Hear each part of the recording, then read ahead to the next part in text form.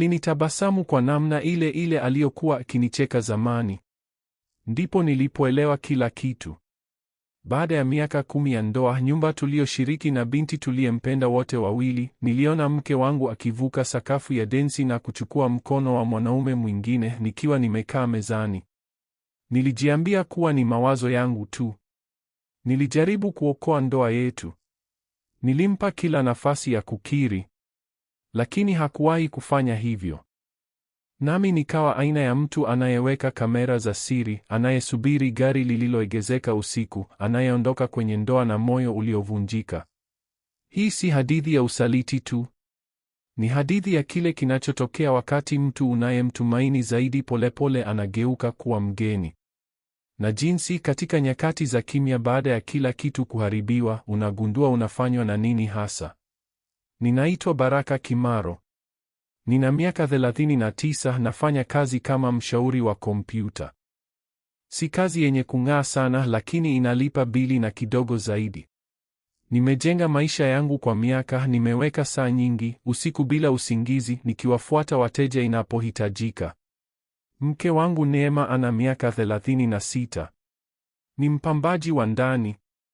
Anafaa sana, ana jicho kwa rangi, mpangilio, mambo yote ambayo mimi sitawahi kuelewa. Tumeoana kwa zaidi ya miaka 10.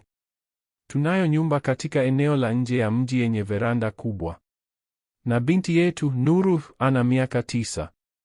Mwerevu sana, mtamu kama asali. Ni kila kitu kwangu. Kama ningelazimika kueleza maisha yangu kwa neno moja mwaka mmoja uliopita, ningesema thabiti. Na nilimaanisha kwa maana nzuri.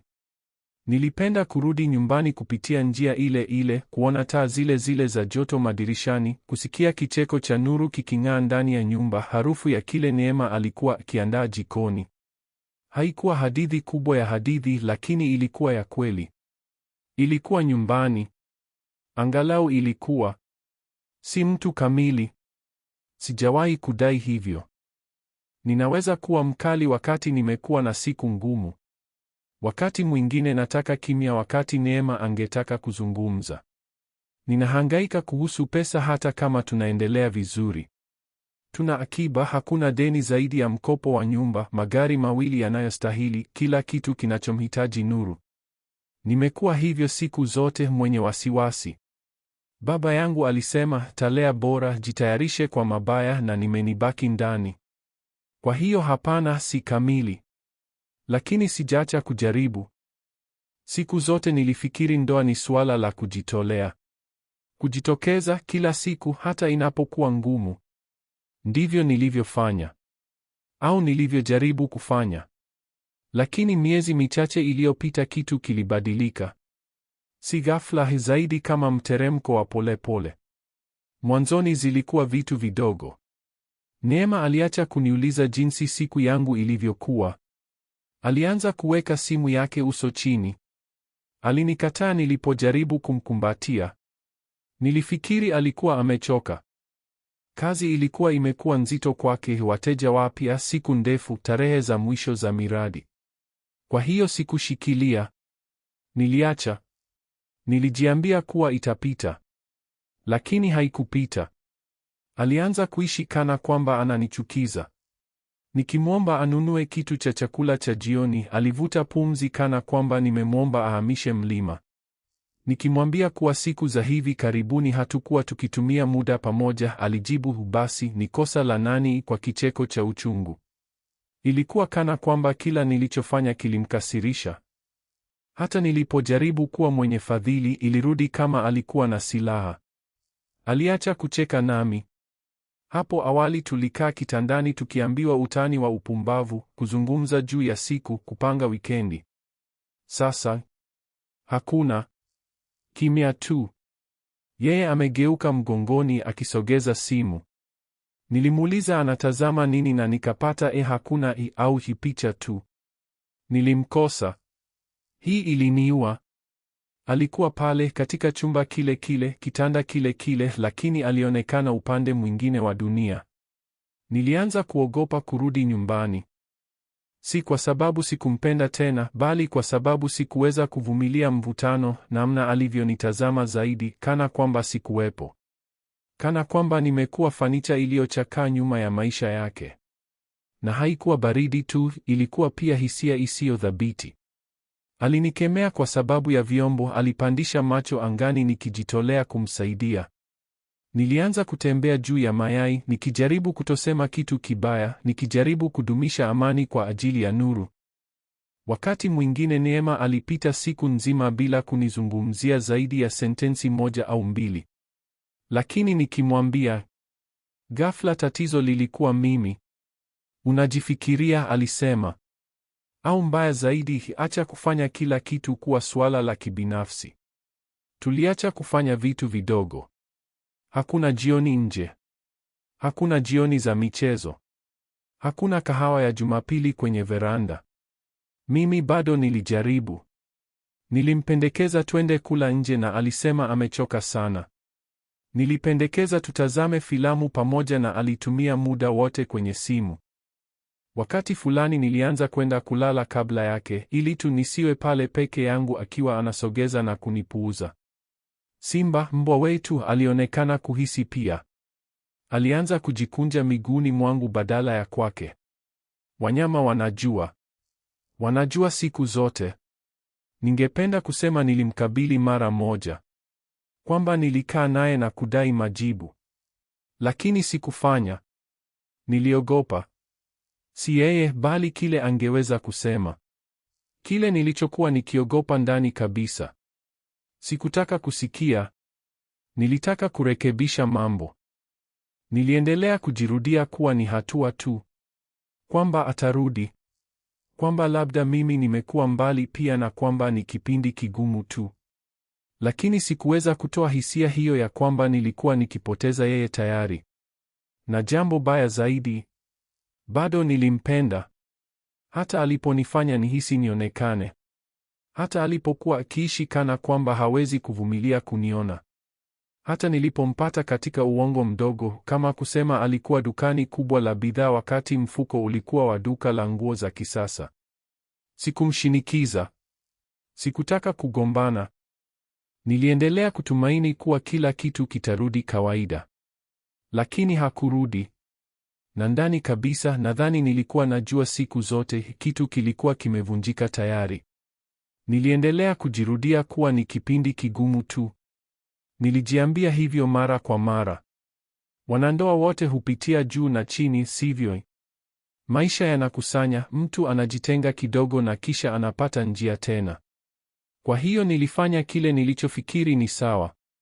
Nilijaribu kutukaribisha tena.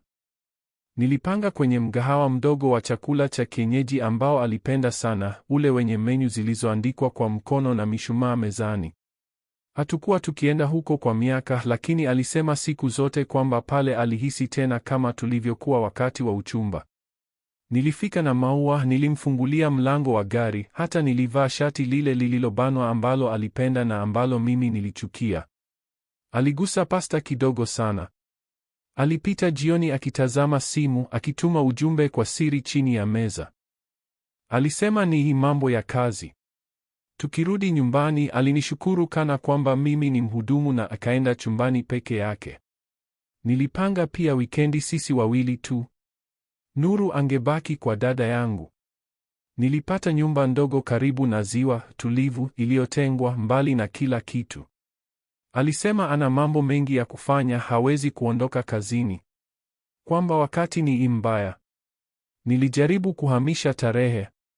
Alisema labda mwezi ujao. Kulikuwa na udhuru siku zote.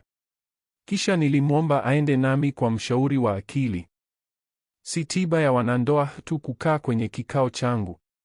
Nilifikiri kuzungumza katika nafasi isiyo na upande kunaweza kusaidia. Aliniambia ninaongeza kila kitu. Kwamba kama mimi ndiye niliye mgonjwa, ninapaswa kwenda tiba peke yangu. Kwamba yeye hahitaji kukaa katika mzunguko na kulia juu ya hisia.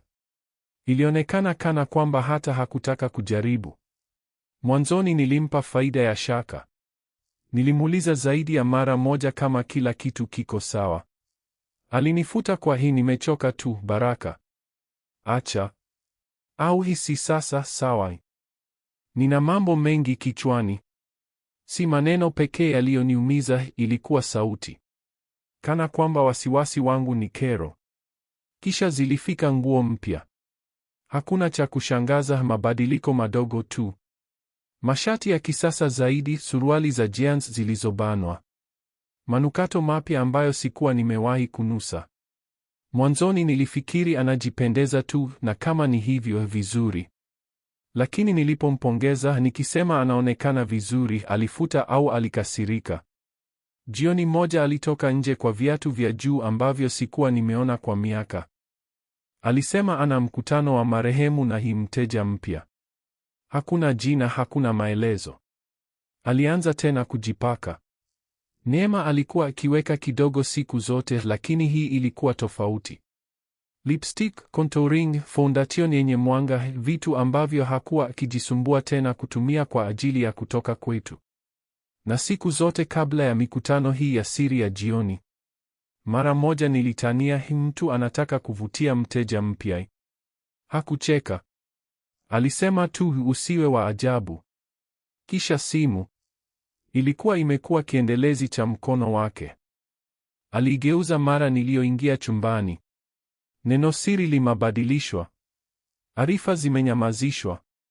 Nikimtazama akiandika, alihamisha mwili kana kwamba ninaingilia faragha yake. Nakumbuka mara moja aliacha juu ya kaunta alipokuwa akichukua kitu kwenye gereji. Ilitetemeka. Sikugusa, niliangalia skrini tu.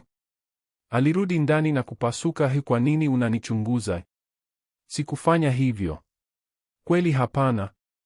Lakini jambo baya zaidi, lile lililonifinya tumbo zaidi ya yote, zilikuwa bafu. Hapo awali alirudi nyumbani, alibadilisha nguo za nyumbani na tulizungumza juu ya siku. Kisha alianza kuoga mara tu aliporudi, hata kama ilikuwa marehemu. Nilimuuliza, kila kitu sawa? Naye nilihisi najisikia chafu baada ya kazi. Wakati mwingine alikuwa ametoka bafuni kabla sijagundua amerudi. Haikuwa na maana. Hakuwahi kufanya hivyo. Ni mtu gani anahitaji kuosha siku kabla hata hajasalimu?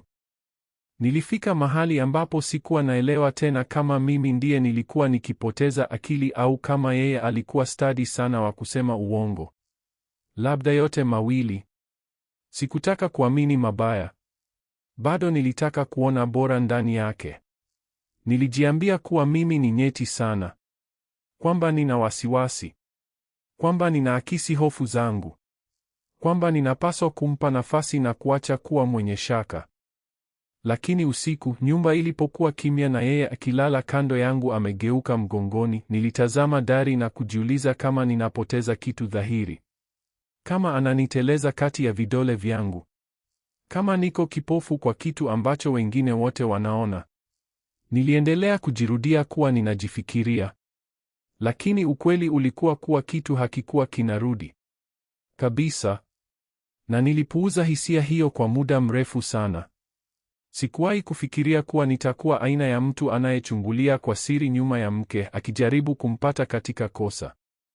Sikuwa hivyo. Angalau nilifikiri sivyo. Lakini inafika wakati ambapo unaacha kukubali majibu ya nusu na hisia na unaanza kutaka ushahidi. Si kwa sababu unataka kupata kitu, bali kwa sababu umechoka kuhisi kama mwenda wazimu. Nuru wikendi hiyo alilala kwa rafiki yake Fatuma. Neema alikuwa akifanya kazi hadi marehemu, au angalau ndivyo alivyosema. Nilizunguka sebuleni, moyo ukipiga kwa nguvu bila sababu. Kisha nilikumbuka kamera ya zamani ya usalama niliyofunga kwenye gereji. Hakuna cha kisasa, kamera ndogo iliyofungwa waya ambayo nilitumia miaka iliyopita kwa mfumo wa nyumbani wa bei nafuu. Niliweka. Hakuna cha kuhatarisha. Kamera moja tu iliyofichwa chini ya paa la gereji ikielekezwa njia ya gari. Nilihakikisha inachanganyika na mipako. Neema hangeona. Nilijiambia ninataka tu kujituliza. Hiyo tu. Si kushutumu. Si kushambulia. Kuchunguza tu. Kwa wiki 2 kamili sikuona chochote. Kila mara rekodi ilipoanza ilikuwa mimi nikitoka kazini, au Neema akitoka, au Nuru kwa baiskeli, au Simba akibweka kwa squirrel. Wakati mwingine Neema alirudi katikati ya siku, kisha akatoka tena muda mfupi baadaye. Ununuzi, matembezi na jirani. Lakini hakuna cha kuelekeza kidole. Harakati za kawaida tu. Lakini kulikuwa na vitu vidogo. Mara moja aliniambia amekuwa nyumbani siku nzima, nilimwona akitoka mara 2. Matembezi ya haraka. Labda hakuna. Lakini ukweli kwamba alisema hakutoka ulinichoma. Nilitaka kumuuliza kwa nini kusema uongo. Lakini sikufanya. Niliendelea kutazama. Na kisha ilionekana gari la rangi ya fedha. Ilikuwa Jumanne. Nilikuwa nikifanya kazi ofisini. Karibu saa 5:30 asubuhi nilipokea arifa ya mwendo. Nilifikiri ni mjumbe, labda mtunza bustani. Lakini udadisi ulishinda na nikafungua feed ya moja kwa moja kutoka programu. Kulikuwa na gari la rangi ya fedha safi, madirisha yaliyofunikwa, magurudumu yenye kung'aa, gari ambalo sikuwa nimewahi kuona katika eneo. Liliingia polepole kwenye njia ya gari kana kwamba ni la nyumbani. Lilisimama dakika moja. Kisha Neema alitoka mlango mkuu. Hakuwa na begi la kazi wala laptop. Simu na funguo tu. Alipanda kiti cha abiria. Alikaa pale muda. Kisha gari lilitoka na kutoweka. Nilizuia. Si kwamba ametoka tu. Ni kwamba alisema atakuwa nyumbani siku nzima. Kwamba hakutaja mkutano na mteja. Kwamba alitoka kana kwamba ni jambo la kawaida kabisa. Sikutaka kuruka hitimisho. Labda ni kazi. Labda mtu wa ofisi alikuja kumchukua. Labda hakuna. Nilimpigia simu. Hakujibu. Dakika 20 baadaye alipiga yeye. Habari, kuna nini? Alisema kwa utulivu. Uko wapi? Oh, ninafanya baadhi ya kazi, alisema haraka. Nimepita dukani kubwa la bidhaa. Unahitaji kitu? Hapana, nilikuwa nikiuliza tu. Sikusema kingine. Sikuweza. Nilikuwa na kinywa kikavu, moyo kooni. Tulikatisha. Nilikaa pale nikiona filamu mara kwa mara, gari lile la rangi ya fedha likiondoka, Neema akipanda kana kwamba ni kawaida. Jioni hiyo nilisubiri. Nilisubiri wakati sahihi wa kutoa jambo bila kuonekana kama shutuma juu ya kitu ambacho sikuwa tayari kuita. Baada ya chakula cha jioni, Nuru alipanda kufanya kazi za nyumbani. Neema alikuwa akisogeza simu, amekaa sofani. Nilitoa picha niliyokamata kutoka filamu na kumwonyesha. Habari, hii ni nani? Aliangalia simu. Hakupiga kope. Hiyo. Mungu wangu, Baraka. Kweli? Sasa unanichunguza? Unahitaji msaada? Sauti ilikuwa baridi. Karibu ya kuchekesha. Nimeona tu gari ambalo sitambui, niliambia nikijaribu kubaki utulivu. Ulisema uko nyumbani. Alipandisha macho angani. Ni gari la mteja. Tulikuwa tukiangalia sampuli za rangi. Tulipita kuchukua baadhi ya kadi. Amenipa lifti kwa sababu tunaenda katikati. Ni uhalifu.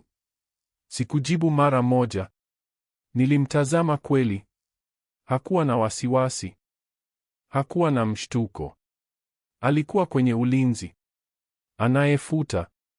Kana kwamba mimi ni kero. Ungeweza kuniambia. Sihitaji kukupa hesabu ya kila sekunde ya siku, Baraka alisema akisimama kutoka sofani. Mungu, unaongeza. Alitoka chumbani bila kugeuka. Nilikaa pale na simu mkononi, picha bado skrini. Nilitaka kumwamini. Ilikuwa inakaribia siku yetu ya maadhimisho. Miaka 12. Niliendelea kufikiria kuwa inaweza kuwa sehemu ya kugeuka. Kitu cha kututikisa kutoka kwenye ukungu tulioingia. Nilifikiri kama nitajitolea kweli, kama nitafanya kiwango cha juu, labda nitamkumbusha tulikuwa nani. Kile tunaweza bado kuwa. Nilipanga kwenye mgahawa wake anayopenda katikati, ule wenye meza nyeupe, mwanga wa mishumaa, orodha ya divai iliyozidi na majina ambayo siwezi kutamka. Hatukuwa tukienda huko kwa miaka tangu Nuru alipokuwa mdogo. Nilitaka kufanya jioni hiyo maalum tena. Kama zamani, nilipata mlezi kupitia jirani, mwanamke wa kuaminika, mkubwa zaidi, alikuwa amemtunza Nuru mara moja. Neema hakujibu sana nilipomwambia nimepanga. Alisema tu sawa na akarudi kwenye kile alichokuwa akifanya kwenye laptop. Nilipomwona akishuka ngazi, moyo wangu ulisimama. Alikuwa mzuri. Nguo ya kijani kibichi ambayo sikuwa nimeona, nywele zilizopindika, lipstick ile aliyokuwa akiivaa wakati wa uchumba. Alionekana kama nyota. Na kwa muda nilihisi nimejaa matumaini. Hakunipongeza, lakini alitabasamu. Tulienda katikati karibu kimya, lakini haikuwa kimya kizito cha awali. Ilikuwa zaidi tulivu, karibu ya amani. Tulipofika mgahawani, alinichukua chini ya mkono akiingia. Ishara hiyo ndogo ilinifanya karibu nifute kifua. Nilifikiri bado yuko hapa. Hajatoa. Chakula cha jioni kilienda bora kuliko nilivyotarajia. Alikuwa amelegea hata kidogo wa kucheza. Aliniambia kuhusu mteja wa ajabu, alifanya baadhi ya utani. Nilimuuliza kuhusu miradi yake ya mapambo na alijibu kweli. Alicheka kwa kitu nilichosema, alicheka kweli. Si kicheko kile kikavu na cha dharau cha miezi iliyopita. Chakula cha tamu kilipofika, hata alinichukua mkono mezani kwa sekunde chache. Vidole vya joto laini. Nilihisi tena kama kijana. Baada ya chakula cha jioni nilipendekeza tuchukue kitu cha kunywa kabla ya kurudi. Alikubali, alisema anajua mahali karibu na hapo na muziki wa moja kwa moja.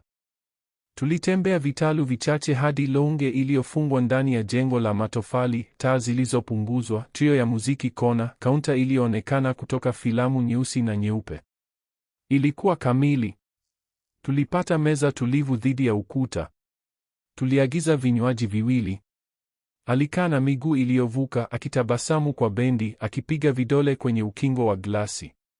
Nilifikiri labda tumegeuka. Kwamba kila nilichokuwa nikihofu kilikuwa kichwani mwangu tu. Kwamba labda anarudi kwangu. Kisha alisimama na kusema anaenda chooni. Alipokuwa akivuka ukumbi nilimtazama, hisi kwa namna ya kumiliki tu, kwa kiburi. Alikuwa mzuri. Mwenye neema, mwenye uhakika. Lakini akipita mbele ya kaunta niliona mwanaume anayemtazama.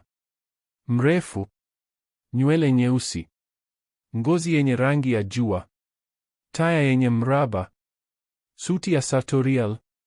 Alionekana kutoka tangazo la saa za anasa. Hakutoa macho yake kutoka kwake alipopita. Na yeye pia alimwona. Na akamtabasamu. Si tabasamu la adabu. Si samahani, ila aibu. Ilikuwa tamu.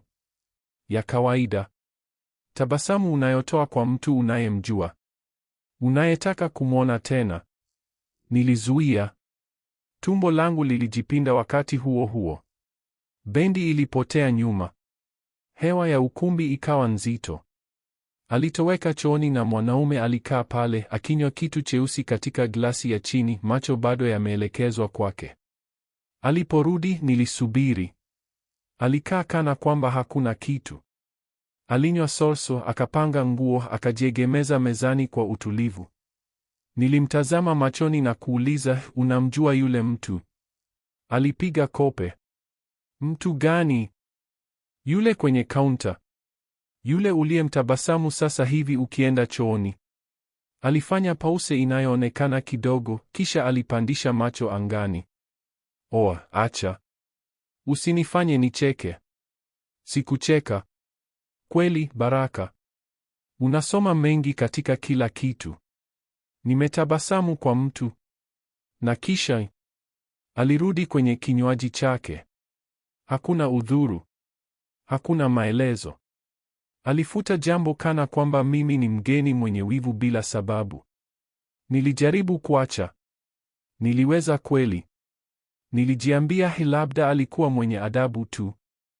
Labda ninaona vitu ambavyo havipo. Labda ninaharibu jioni ambayo ilipaswa kutusaidia tukaribiane. Lakini sikuweza kupuuza tabasamu lile. Sikuweza kupuuza namna alivyomtazama. Niliegemeza mgongoni, nikijaribu kufurahia muziki, nikijaribu kufanya kana kwamba hakuna, lakini nilikuwa na mikono yenye unyevu na kichwa kinachozunguka. Ukumbi ulionekana mdogo zaidi. Joto zaidi. Nilimtazama nikitumaini atavuka macho yangu. Atasema kitu cha kutuliza. Chochote. Lakini yeye alitazama bendi tu na akapiga vidole kama awali. Kana kwamba hakuna kitu kilichotokea. Tulikaa pale kidogo zaidi baada ya wakati huo. Nilijaribu kutoa hisia, kupumua na kufanya kana kwamba hakuna kilichotokea. Nilifikiria mshumaa mezani, nikitazama nta ikitiririka polepole kwenye msaada. Yeye alikuwa akiimba muziki kana kwamba hakuna. Kisha hata dakika 5 baadaye, yule mtu wa kaunta alisimama na kuja kwetu. Nilimfuata kwa macho, nikitumaini anaenda kwa mhudumu au chooni. Badala yake hapana. Alifika moja kwa moja kwenye meza yetu. Hakunitazama. Hakunipa hata jicho. Alishuka kidogo kuelekea Neema na kusema kwa sauti ya kuvutia, naweza kukukopa kwa densi. Moyo ulianza kupiga kwa nguvu. Nilisubiri Neema amfute kwa kicheko, amwambie yuko hapa na mume wake. Amwondoe kama nilivyojua anapaswa kufanya. Lakini hakufanya. Kabla siwezi kufungua mdomo, nilipasuka, ameolewa. Yeye aligeuza kichwa kidogo, kiasi cha kunitazama kana kwamba mimi ni kikwazo, na akatikisa mabega. Nilikuwa nikiuliza yeye, alisema kwa sauti iliyonifanya damu ichocheke. Na Neema? Alinitazama kana kwamba mimi ndiye mwenye tabia mbaya. Baraka, acha kuwa mwenye wivu. Ni densi tu. Densi. Baada ya yote, baada ya umbali, uongo, namna alivyomtabasamu kutoka upande mwingine wa ukumbi kana kwamba wanashiriki siri. Nilimtazama moja kwa moja machoni na kusema, kwa utulivu lakini baridi, naapa kwa Mungu, Neema, ukicheza naye ni mwisho kati yetu. Hakupiga kope. Hakujisumbua. Kisha alisimama, akamchukua mkono na akaenda naye kwenye sakafu. Sikuweza kuamini. Hakusita hata. Aliniacha nimekaa kama mgeni. Kana kwamba sihesabu chochote. Kana kwamba miaka 12 iliyopita haikuwepo. Nilikaa pale labda sekunde 10, nimeshangaa, moyo ukipiga. Niliwaona wakiondoka, mkono wake katika wake, viatu vya juu vikipiga polepole parquet. Mshumaa kati yetu ulitetemeka. Kisha nilisimama. Sikumaliza kinywaji. Sikugeuka nyuma. Nilitoka nje ya mahali, muziki ukinifuata mlango ulipofungwa. Hewa nje ilikuwa baridi kali, na nilikaa pale sekunde nikijaribu kuelewa kile kilichotokea sasa hivi. Sikuweza. Nilikuwa na mikono inayotetemeka, si bado ya hasira, bali ya maumivu ya moyo. Nilipanda gari. Sikujua hata nenda wapi. Nilipanda. Ndani ya gari kimya kabisa, isipokuwa mlio wa mara kwa mara wa simu. Sikuitazama. Nilipanda bila lengo hadi nilijikuta mbele ya hoteli ndogo ya bei nafuu karibu na barabara kuu. Nilifanya check-in kwa jina langu, bila mizigo, nguo nilizokuwa nimevaa tu. Mwanamke wa mapokezi aliniona kidogo. Alinipa ufunguo na akaelekeza mwisho wa jengo. Chumba kilikuwa kibaya, kuta za beige, kapeti ya zamani, friji ndogo inayolia. Lakini kilikuwa na kitanda na mlango nilioweza kujifungia nyuma. Nilikaa pale nikitazama ukuta, bado nimevaa koti, nikiuliza jinsi tulivyofikia hapa. Niliona tena kichwani mara kwa mara, chakula cha jioni, muziki, namna alivyosimama kwenda naye. Kana kwamba hakuna. Kana kwamba sijamwomba kuchagua sisi. Karibu saa 2 usiku simu ilitetemeka tena. Ilikuwa ujumbe wake. Uko wapi? Hiyo tu. Hakuna udhuru. Hakuna maelezo. Swali lile tu. Nililitazama kwa muda mrefu, kisha nikaandika kile nilichokuwa nikishika kifua jioni nzima. Funga mizigo. Nikirudi usiwepo. Nilituma. Kisha nikazima simu, nikaiweka uso chini kwenye meza ya kitanda na nikajilaza kitandani nimevaa. Sikulia. Sikuimba. Nilitazama dari tu, nikihisi upweke zaidi kuliko nilivyowahi kuhisi maishani mwangu. Sikuwa bado na hasira. Hiyo ilikuja baadaye. Sikufunga jicho usiku huo. Saa 6:45 nilisimama, nikanawa uso na nikapanda moja kwa moja nyumbani. Sikugonga. Nilikuwa na funguo na bado ilikuwa nyumba yangu. Neema alikuwa pale. Hakufungwa mizigo. Alikuwa amekaa kauntani ya jikoni akiwa na koti la bafu, kikombe cha kahawa mkononi, kana kwamba hakuna kilichotokea. Hakuonekana kushangaa kuniona. Baraka, tunahitaji kuzungumza. Nilimtazama moja kwa moja na kusema, nimeshafanya kile nilichopaswa. Inamaanisha nini? Aliuliza akiweka kikombe. Ninaomba talaka. Alicheka kicheko kikavu bila furaha. Unaongeza. Ilikuwa densi, Baraka. Densi ya upumbavu. Unataka kuharibu familia yetu kwa hiyo? Sikujibu. Nilipanda juu, nikaandaa begi dogo na nikatoka tena. Saa 9 asubuhi nilikuwa ofisini ya wakili wa talaka, nikitia saini karatasi na kueleza jioni kwa maneno machache iwezekanavyo. Sikutaka hata kuhisi ninasema kwa sauti. Nilitaka tu kufunga. Sihitaji ushahidi zaidi. Nimeona ya kutosha. Uso wake aliposimama kucheza na yule mtu, hiyo ilitosha kukumbuka. Alimchagua yeye. Alijua inamaanisha nini nilipomwambia asifanye. Na alifanya hivyo hivyo. Baada hakukuwa na maombi. Hakuna ishara kubwa.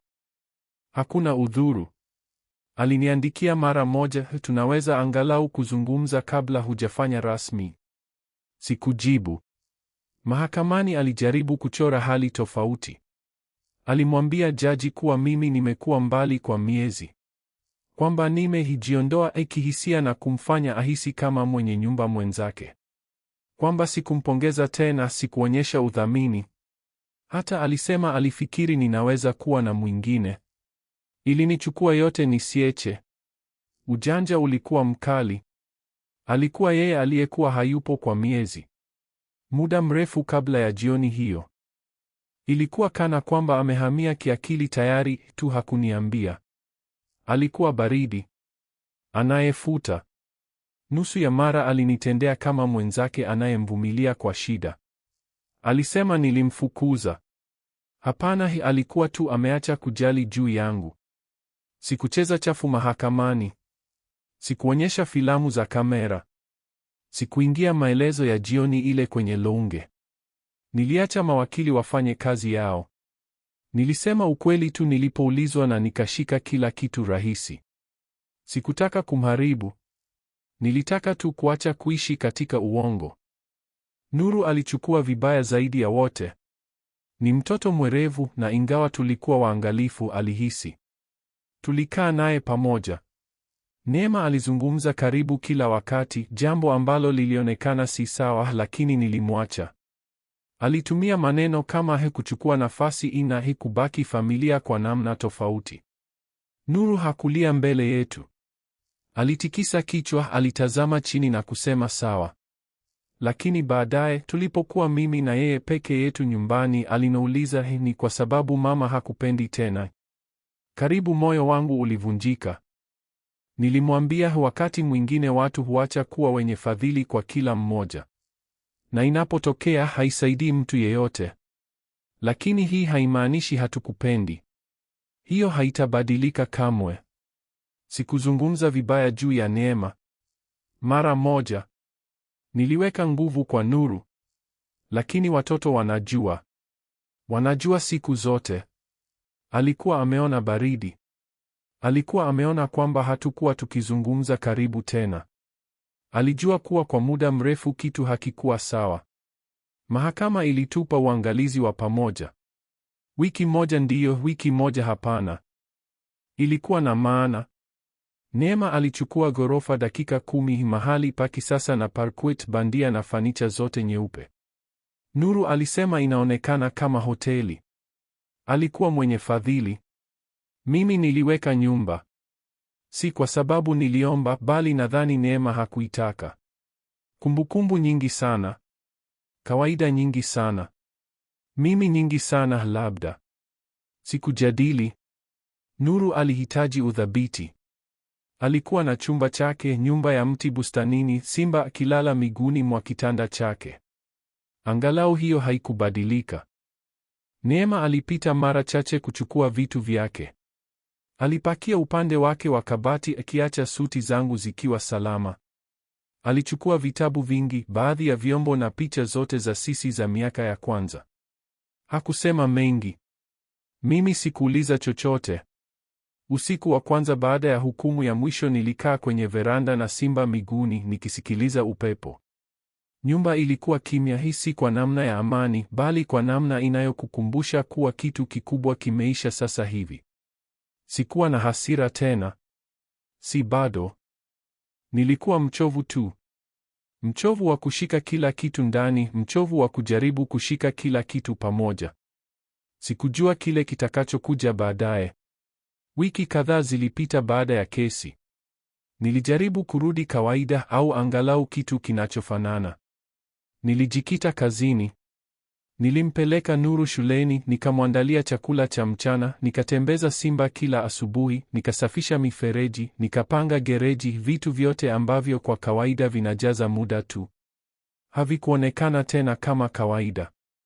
Vilionekana kama usumbufu. Nilijaribu kusimama. Sikuzungumza na Neema isipokuwa kwa masuala ya Nuru. Saa za kuleta, ahadi za shule, masomo ya piano. Tulikuwa wenye adabu. Fupi. Aliishi bado katika hilo tata la ghorofa zenye kung'aa. Kila Ijumaa 2 nilimwacha Nuru pale. Neema alisalimu kutoka mlangoni na kusema asante, kana kwamba mimi ni mjumbe anayeleta pakiti. Baadhi ya jioni nilipokuwa peke yangu nyumbani, nilijikuta nikitazama tupu kwa muda mrefu kuliko ningependa kukiri. Nikifikiria jinsi tulivyofikia hapa. Nikiuliza kama ingeweza kwenda tofauti. Bado nilikuwa na maswali 100 ambayo sikumuuliza kamwe, hasa kwa sababu sikutaka kusikia majibu. Lakini yaliishi bado kichwani mwangu. Yenye nguvu. Yenye kudumu. Kisha jioni moja nilifanya kitu ambacho sijivunii. Nilipanda gari langu la mizigo na kupita mbele ya ghorofa yake. Sikuwa na sababu. Sikutarajia kuona chochote. Sehemu yangu nilitaka tu kujua kama bado nipo katika dunia yake. Nilijiambia nitapita mara moja tu.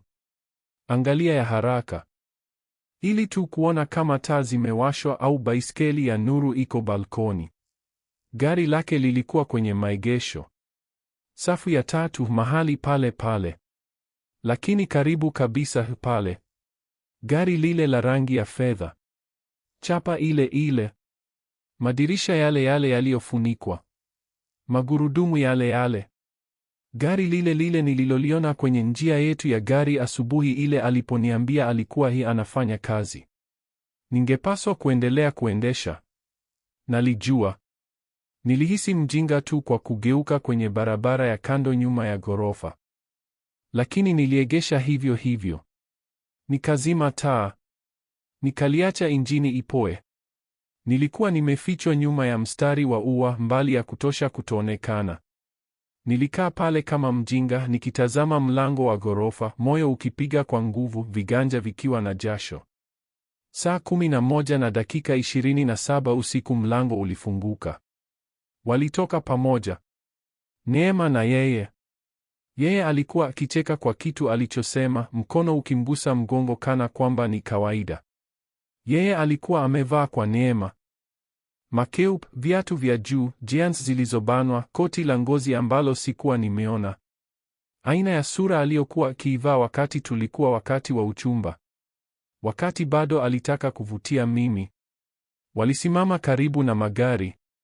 Yeye aligeuka kuelekea yeye, bado anitabasamu, na yeye akashuka na kumbusu. Si kwenye shavu. si ya haraka. Ilikuwa ya polepole, ya kawaida, yenye uhakika. Yeye hakupinga. Alirudisha busu. Ilikuwa yote. Ilikuwa yote niliyohitaji kuona. Sikupiga picha. Sikushuka. Sikuimba. Sikulia hata. Nilikaa pale nikitazama wao wakienda kana kwamba wanaondoka kwa maisha ambayo mara moja alishiriki nami. Nilikaa mahali pale labda nusu saa. Labda zaidi.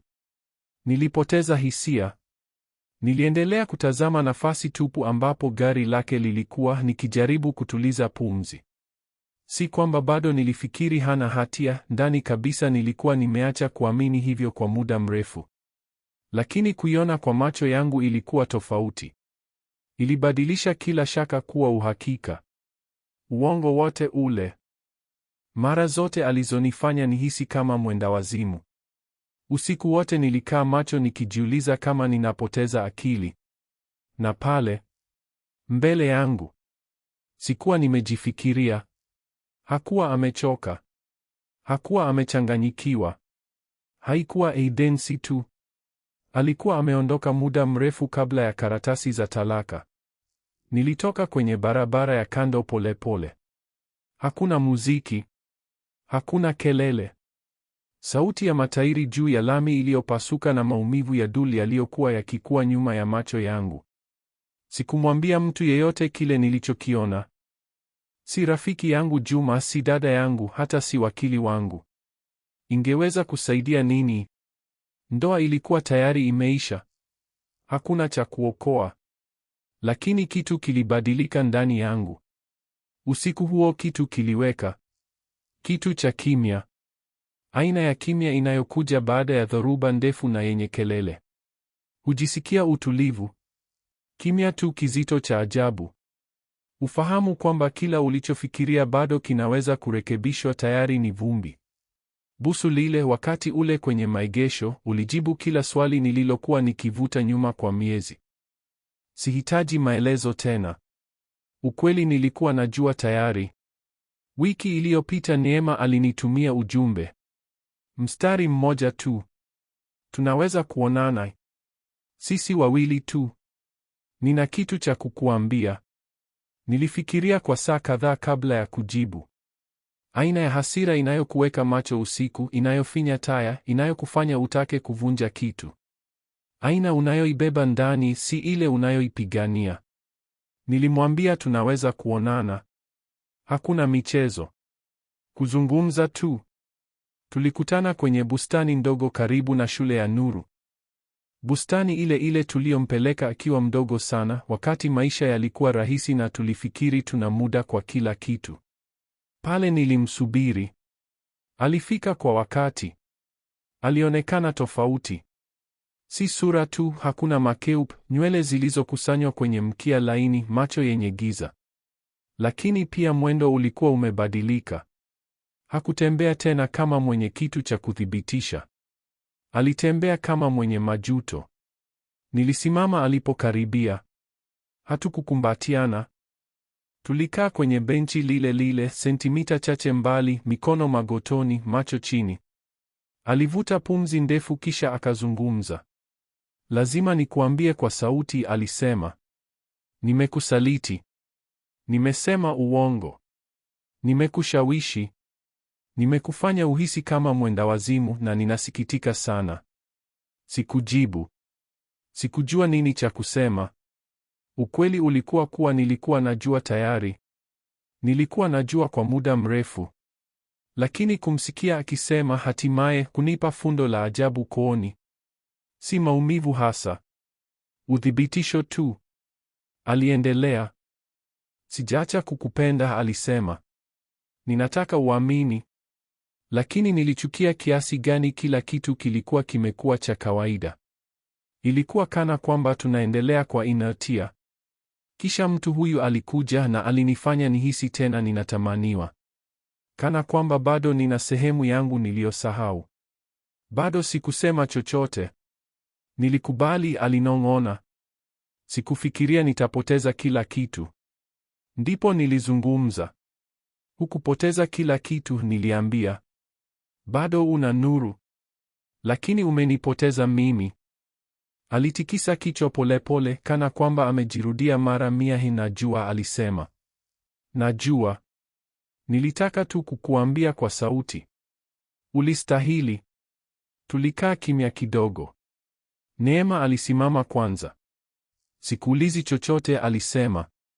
Nilitaka tu kuwa mkweli kabla muda haujapita sana. Aliyafuta machozi kutoka shavuni. Si kilio cha drama. Ishara tu ya kimya, ya huzuni. Kama mwenye kupanga baada ya dhoruba iliyoharibu nyumba tayari.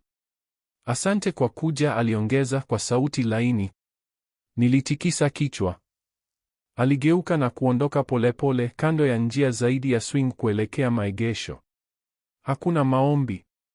Hakuna drama.